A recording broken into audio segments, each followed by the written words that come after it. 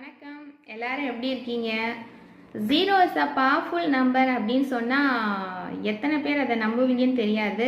But 0 is a very very powerful number. கண்டிப்பாக நான் பணம் சம்மந்தப்படுத்தி பேசவே கிடையாது. நம்ம எல்லாருக்குமே தெரியும் பணத்தோட எந்த அளவுக்கு சைபர்களை சேர்க்குறோமோ அந்த அளவுக்கு அதோட மதிப்பு உயர்ந்துக்கிட்டே போகும்னு. இதுக்கு நான் வேறு மாதிரி உதாரணங்கள் சொல்லலாம். ஒரு கிரிக்கெட் பேட்ஸ்மேனை சொல்லலாம். அவர் ஒரு மிகப்பெரிய ஃபேமஸ் கிரிக்கெட்டராக இருக்கலாம், வேர்ல்ட் நம்பர் 1 பேட்ஸ்மேனாக இருக்கலாம். ஏன் இதுக்கு முன்னாடி எவ்வளவோ பயங்கரமான ரெக்கார்ட்ஸ்லாம் கூட பண்ணியிருக்கலாம். பட் இன்னைக்கு அவர் ஒரு மேட்ச் விளையாட போகிறாருன்னா ஹி ஸ்டார்ட் வித் 0. கண்டிப்பாக அவர் 0லேருந்து தான் ஸ்டார்ட் பண்ணணும்.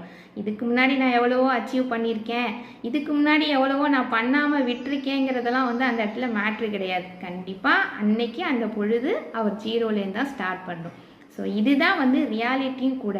இது மாதிரி தான் நம்மளோட லைஃப்லையும் நம்ம இதுக்கு முன்னாடி என்ன பண்ணியிருக்கோம் பண்ணலை அப்படிங்கிற ஒரு விஷயங்களை தவிர்த்துட்டு ஒவ்வொரு விஷயத்தையும் நம்ம 0லேருந்து ஸ்டார்ட் பண்ணும்போது ஈஸியாகவும் இருக்கும்.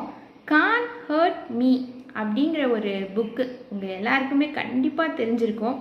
அதோட ஆத்தர் ஃபேமஸ் மோட்டிவேட்டர், மென்டர், சொல்லிகிட்டே போகலாம் அவரை பற்றி, டேவிட் காசிம்.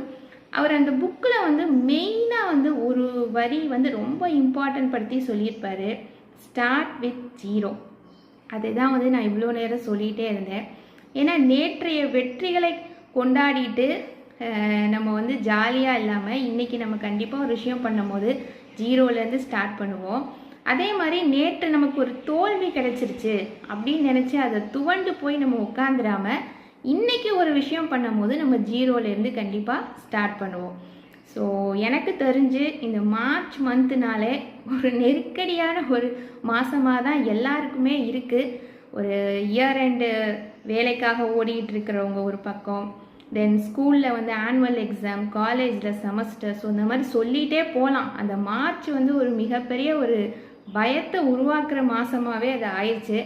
ஸோ அதனால் நம்ம என்ன பண்ணியிருக்கோன்னு அந்த வெற்றியை கொண்டாடவும் வேணாம், நம்ம என்ன செய்யலைன்னு நினச்சி அந்த தோல்வியை கண்டு துவலவும் வேணாம். Start with 0. இன்னைக்கு நீங்கள் இந்த நிமிஷம் என்ன பண்ண போகிறீங்க அதுதான் நாளைக்கு உங்களோட ரெக்கார்டை நிர்ணயிக்கும். ஸோ ட்ரை பண்ணி பாருங்கள். நன்றி.